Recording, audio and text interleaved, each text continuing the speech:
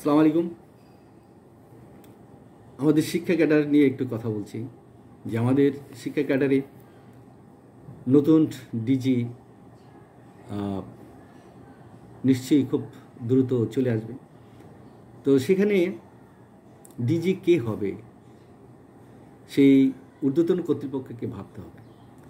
বিগত 17টি বছর যারা বিভিন্নভাবে এই বিগত ফ্যাসিস্ট সরকারকে সহায়তা করেছে, সুযোগ সুবিধা নিয়েছে, সেই ধরনের কোনো শিক্ষক যাতে ডিজি অফিসে পদায়ন না হয় আমি আকুল আবেদন জানাচ্ছি।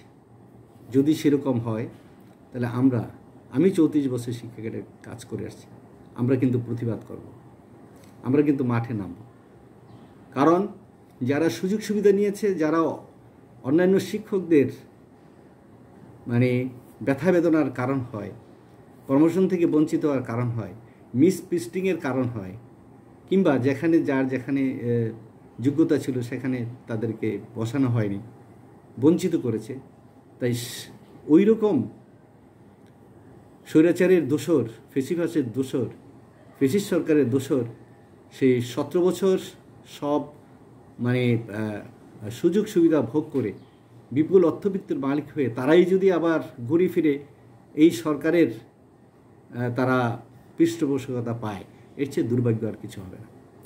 এই যে ছাত্ররা আন্দোলন করেছে, জনতা আন্দোলন করেছে, ছাত্র জনতার মিলিত আন্দোলনের ফসলই কিন্তু 5ই আগস্ট। ভুলে গেলে চলবে না। আমরা এত সহজে ভুলে যেতে চাই না।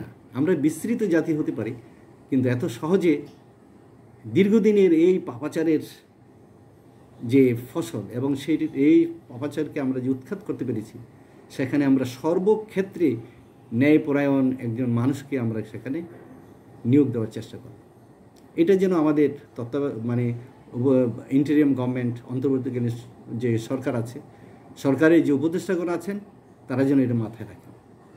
কারণ কোনোভাবেই, যেমন এনসিটিভি একটা গুরুত্বপূর্ণ সংস্থা, কারণ এখান থেকে বইগুলো বের হয়। এর আগে যা ইচ্ছে তা হয়েছে এনসিটিভিতে। এনসিটিভি বইয়ে ভুল, এনসিটিভি বইয়ের মান ছিল না, এনসিটিভি সময় মতন বই দিতে পারেনি, এনসিটিভি তারা পুলিশ দিয়ে হয়রানি করেছে, যারা শিক্ষা ব্যবস্থার সমালোচনা করেছে, শিক্ষকদের অ্যারেস্ট করাইছে পুলিশ দিয়ে, অভিভাবকদের করেছে। এটা পারে? এটা কি এনসিটিভির কাজ? এনসিটিভির চেয়ারম্যান সেজন্য জবাবদিহি করা উচিত, তার বিরুদ্ধে ব্যবস্থা নেওয়া উচিত। কেন তিনি পুলিশে হয়রানি করলেন? সে কি স্বরাষ্ট্র মন্ত্রণালয় যে সেই কাজটা করে? সে কি স্বরাষ্ট্রমন্ত্রী? এখনও সে কীভাবে থাকে? সেখানে অবশ্যই একজন যোগ্য লোককে দিতে হবে, যার অভিজ্ঞতা আছে। সেখানে অভিজ্ঞতা সম্পন্ন লোক আছে, যারা নিয়ে ভালো কাজ করতে গিয়ে যাদেরকে ওএসডি করা হয়েছে, তাদেরকে এখানে নিয়ে আসা উচিত। ডক্টর রিয়াজুল হাসান নামে একজন আছেন, ওনাকে ওএসডি করেছেন তদানীন্তন মন্ত্রী। কেন? তিনি সমালোচনা করেছেন, বলছেন যে এইভাবে হলে ভালো হয়, শিক্ষা ব্যবস্থা ধ্বংস হয়ে যাবে। সেই রিয়াজুল হাসানকে সে ওএসডি করেছে, তাকে এখানে এনে ডিজি করা হোক।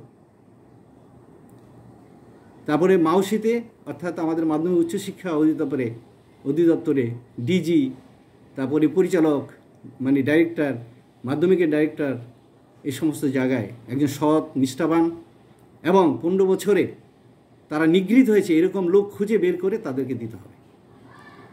এরকম যদি লোক না আসে, তাহলে আমি আবারও উচ্চারণ করছি, আমরা সারা বাংলাদেশের ক্যাডারের লোকরা আমরা কিন্তু অবশ্যই জবাব চাইব, এবং আমরা কিন্তু অবশ্যই মাঠে থাকবো, আমরা মাঠে নামবো, এবং ওই ডিজিদের আমরা অবশ্যই সেখানে যোগদান করতে আমরা দেব না। ধন্যবাদ, ভালো থাকবেন।